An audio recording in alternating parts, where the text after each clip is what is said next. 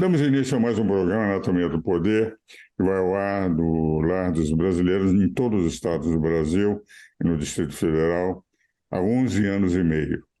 Hoje, mais uma vez, volta ao nosso programa o eminente professor, conselheiro, ex-secretário da Receita Federal, ex-secretário-geral de Direito de Finanças Públicas do Estado de Pernambuco, consultor, ex-presidente da Ação Interamericana de Tributação, enfim, o profundo conhecedor de direito tributário, que é Everardo Maciel, e eu tenho o privilégio de tê-lo no meu conselho, no Conselho Superior de Direito da FEComércio.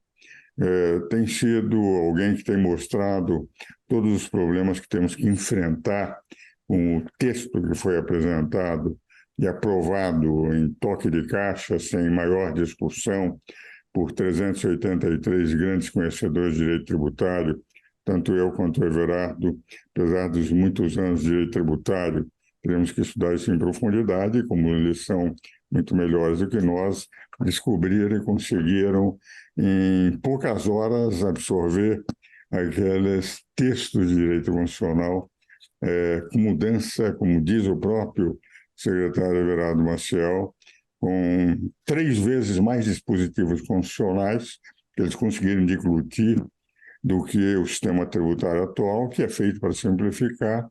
E, com isto, nós estamos aí com um projeto aprovado na Câmara dos Deputados, no Senado Federal, e vamos ouvir, portanto, a meu ver, um dos maiores, se não o maior conhecedor dos problemas tributários dentro do poder público no Brasil, que é Everardo Maciel, e que nos honra com a sua presença no programa. Meu querido Everardo, eu queria que você fizesse um apanhado da simplificação que teremos com o sistema tributário, com tantas disposições constitucionais que eu não tive possibilidade de deglutir de um dia para o outro, mas que todos os deputados, evidentemente, mais preparados do que eu em matéria tributária, e possivelmente do que você, puderam votar com toda tranquilidade, porque o futuro do Brasil está assegurado. Queria ouvir sua opinião a respeito do texto que lá no Congresso Nacional. Bom, meu caro amigo Luiz, é com muito prazer, com muita honra também, eu compareço mais uma vez ao seu programa para abordar esse tema tão recorrente nas discussões políticas, nas discussões sobre finanças nacionais, que é reforma tributária. Primeiro, compreender como é que isso se desenvolveu. Quer dizer, uma ocasião eu vi uma matéria num periódico dizendo o seguinte, que estudos realizados no órgão que reúne industriais estava propondo a redução de sua respectiva carga tributária, ou seja, incidente sobre a indústria, e aumento dos demais. Eu achei que tinha sido uma má compreensão do repórter. Eu digo, não, isso não é possível. Eu até compreendo como absolutamente legítimo, e aí me apoio, me fundamento naquilo que você sempre ensinou, que imposto é norma de rejeição social, quer dizer, as pessoas não apreciam os impostos. Admite como a teoria do mal necessária. Bom, mas aí voltando. Depois eu constatei que era verdade, que de fato aconteceu isso, para completa surpresa minha. Eu nunca vi isso, nunca tinha visto isso. Bom, em seguida mobilizou-se um conjunto de profissionais que se organizaram numa empresa, colocaram um nome pomposo e desenvolveram estudos e contrataram trabalhos e estudos e projeções que chegam a gerar uma expectativa sobre o que vai acontecer com o PIB brasileiro daqui a 15 anos, se aprovada uma reforma tributária que não se sabe qual é. Quer dizer, isso é literalmente astrologia. Quer dizer, isso é ciência ruim. Quer dizer, nós não temos a capacidade de estimar o que vai acontecer com o PIB brasileiro no próximo mês, daqui a 15 anos, com fundamento numa única coisa que não se sabe qual é. Quer dizer, é muita manipulação de informação. Bom, e isso andou. E se fez acompanhar de uma campanha como eu jamais vi outra igual. Quer dizer, em Brasília, em cada parada de ônibus, tinha propaganda de reforma tributária. No aeroporto de Brasília, você andava 10 metros, tinha coisas do gênero: fiquem tranquilos, os optantes pelo Simples, que não serão alcançados pela reforma tributária. Como se essa reforma tributária fosse um vagão, uma locomotiva dirigida a um campo de concentração. Vocês estão protegidos. Tá? Uma outra dizia assim: quem é contra a reforma tributária, que não sabe qual é contra o Brasil, portanto, intimidativo, quer dizer, criando, portanto, uma situação de até constrangimento. Bom, combina-se tudo isso, essa propaganda, com um grande desinteresse ou ignorância de a imensa maioria da população brasileira, para não dizer quase toda a população brasileira, em relação ao tema. Porque, na perspectiva individual do contribuinte, quando se fala, vou fazer uma reforma tributária, quer dizer, é tirar o meu imposto. É exatamente isso. No Brasil é um pouquinho mais complicado, é tirar o meu imposto e aumentar o do outro. Quer dizer, converteu-se exatamente nesse tipo de luta. Bom, e também algo que ninguém acha estranho, não acha esquisito, a mim continuo vendo com perplexidade. Às vésperas de uma votação, há uma liberação de emendas parlamentares no montante de 8,5 bilhões de reais. E, como se sabe, essa liberação de emendas parlamentares, como sabido por todos, tem um enorme poder de convencimento para qualquer coisa. O que se quiser se consegue com a liberação de emendas parlamentares. E, portanto, um projeto que, no final, uma proposta de emenda constitucional, que foi distribuída 10 minutos antes da votação, e suprimindo a exigência regimental do interstício de 5 sessões, aprovada em segundo turno, algumas horas depois. Eu não tenho a menor dúvida em relação aos que votaram. Se pergunta a 100, 99 não tem a menor ideia do que era. Menor ideia do que estava se votando.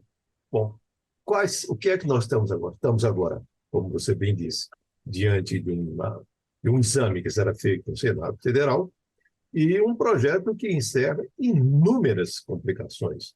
Eu vou começando a citar uma delas. Por exemplo, há uma ideia de criação de um imposto seletivo.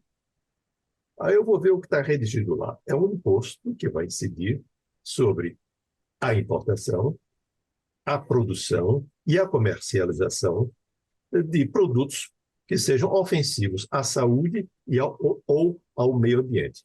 Veja bem, quando eu digo que é importação, produção e comercialização, eu já disse que ele não era monofásico. Ele está incidindo agora em cascata ou nas 3 situações. Bom, mas feito isso, sim, o que é um produto ofensivo à saúde? O sal é? Açúcar? Refrigerante? Já se sabe que tabaco e bebidas alcoólicas são. Tá? Uma ocasião, eu acho que eu fui fazer uma brincadeira, falar sobre algo do século XVIII, quando se falava no Sintec, nos impostos ao pecado, que eram os impostos ao tabaco, bebida e jogo. E eu fazendo com ironia, veja às vezes como chega o fisco a ser irônico, dizia, essas coisas são pecados. Porém, se pagar imposto, o pecado está remido. Não existe mais pecado. Quer dizer, o que é uma hipocrisia sem limite. Bom, mas voltemos ao que estava dizendo. Então, quer dizer, como é que vai tributar tudo isso? E aqueles produtos que, em um determinado momento, são nocivos à saúde e, de seguida, são bons para a saúde. Ele entra ou sai? Por exemplo, ovo. Ao longo da nossa vida, nós vimos aqui, em algum momento dizia, cuidado que o ovo aumenta o colesterol. Não aumenta o colesterol. É bom comer ovo. É para comer ou não comer. Mas se tiver sucesso, não tem arrecadação. Porque se o objetivo é deter, se alcançar sucesso, ele alcança o objetivo exatamente oposto. Em relação ao que faz, que ofende o meio ambiente, nós estamos falando de plásticos, os plásticos serão tributados, estamos falando do aço e cimento, que concorrem para emissões de gás carbônico, que, portanto, tem repercussão sobre o efeito estufa. E o metano do boi no pasto também será tributado. Quer dizer, e se não for tributado, tendo esse imposto, sendo vinculado a essas situações muito específicas, genericamente qualificadas como externalidades negativas, será que não caberia uma ação direta de inconstitucionalidade por omissão? Ou seja, percebe-se qual o grau de litigiosidade que encerra uma questão desse tipo? É infinita. Quer dizer, e pior, ela não encerrará nunca, porque o juízo que se faz sobre o que é malefício para a saúde ou para o meio ambiente, ele muda no tempo. Exatamente. Aliás, Everardo, eu tenho a impressão que Cristo, quando fez a multiplicação dos pães, ele fez isso porque era o alimento do povo. Mas, evidentemente, como eu li outro dia, que praticamente 50% da população brasileira tem tendência a engordar, e o trigo engorda porque o macarrão, tudo aquilo, nós evidentemente vamos ter que tributar pelo imposto seletivo aquilo que se comer massa, restaurantes de massa. Quem come permanentemente massa tende a ter um volume corporal muito maior e isso não é bom para a saúde. É um verdadeiro absurdo. Nós Isso agora será a quantidade? Isso será a quantidade. Quer dizer, se você usar uma colher de açúcar, ele fica isento. Mas se for 2 colheres de açúcar, aí tem tributação. Quer dizer, na prática, o que eles quiseram é ter um IPI com outro nome, chamado Imposto Seletivo, Mais o elástico que do que o é IPI.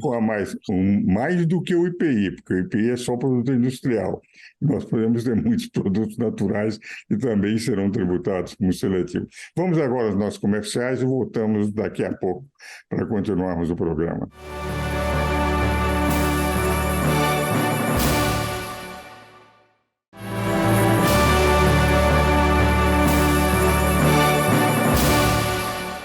Damos continuidade ao programa Anatomia do Poder, hoje entrevistando com um eminente professor e ex-secretário da Receita Federal, ex-presidente da Ação Interamericana de Tributação de todos os estados da América, inclusive de muitos associados, estados europeus,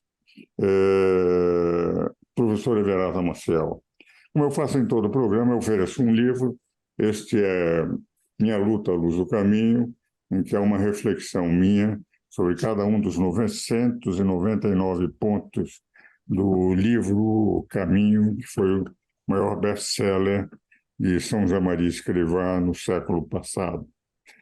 E encaminharei ainda amanhã para o amigo. Mas, Everardo, nós estamos falando sobre reforma tributária e eu ouvia do Felipe Salto que, num artigo para o Estado de São Paulo, de que nós teríamos, com as exceções abertas, uma alíquota que deverá estar em torno de 33,5%, e ele partia do princípio, considerando a incidência sobre o PIB, considerando que os 4 tributos, ou mais fosse o IPI, mas o IPI vai ser seletivo, os 4 tributos dariam 11,8% do PIB, com média dos anos de 2017 até 2021.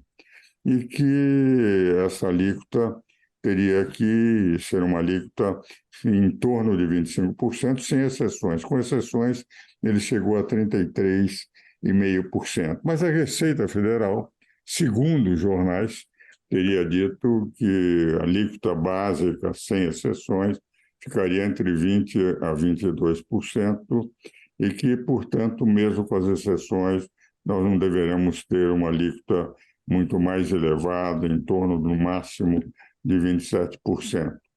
Eu gostaria que, do ponto que você parou em relação à possibilidade da alíquota, os setores que vão ser afetados, os setores que vão ser beneficiados, mas esta informação em concreto da Receita, você foi secretário da Receita Federal, você pudesse fazer alguma observação para o nosso telespectador, como chegaram eles a esse cálculo, Secretaria da Receita Federal, a 20% a 22%? Bom, primeiro, dizer o seguinte: é que um dos autores do projeto, em vídeo, circula na internet, diz que a estimativa que fizeram da alíquota foi com base numa regra de três, tomando a alíquota e o PIB da África do Sul. Quer dizer, algo mais rudimentar, mais tosco do que isso, é inimaginável. Bom, mas foi distribuído nesta semana pelo Ministério da Fazenda uma estimativa de alíquota que põe em torno de 27%. Porém, esses 27% têm duas observações. Consta do documento, com toda clareza, documento distribuído ao público, dizendo o seguinte, que a Receita deu informações, mas não se responsabiliza pelo cálculo dessas alíquotas. E diz, essa responsabilidade disso é única e exclusiva da Secretaria Especial de Reforma Tributária. E lá fala em torno de 27%. Tomando o seguinte, uma coisa que eu sempre diverti, não se calcula, quando utilizando contas nacionais, você pode ter alguma ideia de alíquota, jamais alíquota. Sabe por que razão? Por quê? Você considerou o planejamento tributário abusivo? Considerou a evasão fiscal? Considerou a inadimplência legal? Considerou a litigiosidade? Essas variáveis são fatores que concorrem para aquilo chamado tax gap. Então, são fatores que corroem a base tributária e, portanto, faz com que ela não seja, o real não seja igual ao potencial. Então, admitiu-se como tax gap aquilo num país da Europa. Não é o caso do Brasil, definitivamente. Agora, e por sua vez, a alíquota, a rigor, se tomou admitindo que as exceções sejam essas e não outras que podem entrar. E vejamos o que é que acontece. Parece que, no final de contas, era o seguinte: tínhamos uma alíquota única, a alíquota única ou nada, sem saber que até 88 o ICMS tinha alíquota única. Artigo 24, parágrafo 7 da Constituição de 67. E rapidamente se descobriu que não era bom negócio, que era ruim. Aí inventou-se redução de base de cálculo como instrumento, vamos chamar assim, de forma dissimulada para fazer com que a alíquota variasse, sem alterar a norma constitucional. E na Constituição de 88 diz, a alíquota varia, mas esqueceram de vedar a redução de base de cálculo, o que deu uma combinação absolutamente perversa entre redução de base de cálculo com alíquota variável. Quer dizer, portanto, nós fizemos os nossos erros. Os erros foram eletivos. Bom, mas voltando ao que dizia. Então, com o projeto que era a alíquota única, aí a alíquota única ou nada. Então, ela ficava inviável, porque ela beneficiava 1% dos contribuintes e prejudicava 99% dos contribuintes. Então, o que é que se fez? Vamos retirar a resistência. Então, tiro simples. Tira o agronegócio, tira a educação, tira a saúde, tira transporte público. Mas quanto mais você retira, mais aumenta essa alíquota padrão. Por razões óbvias. Que eu tenho dito que essa a alíquota padrão ela deve ser amaldiçoada, porque todos querem fugir dela. Deve ser alguma coisa que tem a ver, tem parte com o inferno. E as pessoas ficam felizes quando saem da alíquota amaldiçoada. Diz, não, agora para nós agora está ótimo. Quer dizer, veja a que situação nós chegamos neste país. Quer dizer, algo dessa natureza. Então, quanto essa alíquota vai ser? Eu não faço ideia quanto vai ser. Mesmo porque não tem que faça uma estimativa correta disso. Mas não seria surpreendente que fosse 33%. Alguém me disse, mas acontece o seguinte, já era assim. Não, não era assim. E por que não era assim? Porque quando eu faço isso, eu estou incluindo o IPI nessa conta, eu faço com quem não pagar de IPI passa a pagar IPI. Por exemplo, o setor de serviço. Ele passou por via indireta, obviamente. Se eu disse, eu quero fazer uma arrecadação agregada que inclua o IPI, faço com quem não paga IPI passa a pagar IPI. Os contribuintes que se encontram no regime cumulativo do PIS/COFINS. Isso nada tem a ver com tributação do consumo. É a mesma base do lucro presumido do imposto de renda. É claro que aí eu digo, eu tributo demais o consumo. Aí o que é que eu estou fazendo? Estou tomando um tributo que é de renda, juntando a consumo. Ou seja, é tudo contradição uma atrás do outro. Temos que simplificar. Sim, como? Acabando simples. Não é possível. Isso é falta de noção das coisas para fazer. Se a alíquota, essa alíquota padrão, chegar a 30%, para mim não é surpresa alguma. Não seria nenhuma surpresa. É perfeitamente plausível. Já se admite, em condições excepcionais, seria 27%. É isso que está no documento, ou próxima de 27%. Lembrar que a maior alíquota de IVA do mundo é o da Hungria, que é precisamente 27%. 27%. Então, nós iríamos agora buscar uma inscrição no livro dos recordes de Guinness, que é a maior alíquota do mundo. Quer dizer, por outra, senão eu vou diminuir a litigiosidade. Vai diminuir a litigiosidade? Deixa eu ver. Quantos litígios existem associados ao regime cumulativo do PIS/COFINS? Nenhum. Pior, nunca existiu. Não é que não exista, não existe nem nunca existiu. Onde é que estão eles? Estão no regime não cumulativo. Se eu estou passando todos para o regime não cumulativo, é óbvio que eu vou aumentar a litigiosidade. No máximo, na melhor hipótese, eu deixaria do mesmo tamanho. Na melhor das hipóteses. O que, evidentemente, é uma hipótese heróica, uma hipótese que não aconteceria. Então, isso, falando no último assunto aqui, explorando, que é a questão também desse dito Conselho Federativo. Um Conselho Federativo formado por representantes dos estados, 27, e 27 municípios, que eu não sei como é que vai fazer essa eleição, será no estado de futebol, certamente. Quer dizer, considerando o número de municípios no Brasil, vão eleger agora 27 deles para representar, com poder para distribuir, com poder para propor, tomar a iniciativa em projetos de lei complementar, que é uma coisa que eu presumo, você pode até me corrigir, Cato, que não existe em nenhum lugar do mundo, não existe nem nunca existiu. Quer dizer, é uma coisa completamente uma aberração, uma coisa teratológica que aqui se faz em relação a isso. E pior, estão aí com discussões sobre condicionar o creditamento ao efetivo pagamento na etapa anterior. E como? Então, alguém adquire alguma coisa, vai vender, eu não sei se o outro pagou, porque só vai receber no próximo mês. Então, eu tenho que esperar para guardar para vender, sabe, depois que ele pagou ou não pagou? Não, vamos desenvolver um sistema, um split, chamado, para fazer o pagamento e o creditamento no ato, que não deu certo em lugar nenhum do mundo. Quer dizer, portanto, ver-se improvisação, despreparo, combinada com esse outro ingrediente terrível, que é da arrogância. E, Everardo, estamos encerrando o programa, mas o que impressiona mais é, evidentemente, alguns sucessos do sistema tributário anterior, que é o simples, o lucro presumido, que você trouxe para a formalidade, uma monumentalidade de contribuintes que estavam na informalidade, desaparecendo o regime, o lucro presumido, desaparecendo o simples, que está, nós vamos ter um problema muito sério. E aquilo que ainda eles estão pretendendo de imposto de renda, que também vocês foram muito inteligentes, em vez de cobrar depois e talvez, quando dividiam entre tributação sobre pessoa jurídica de imposto de renda e a distribuição, você conseguiu cobrar tudo e antes. Agora eles querem voltar de novo a cobrar uma parte antes e possivelmente a outra depois e talvez. Enfim, precisamos efetivamente verificar quais são os novos gênios que estão dirigindo o campo da reforma tributária, porque talvez nós estejamos muito ultrapassados. Meu querido Everardo, fico-lhe muito grato pela sua participação no programa.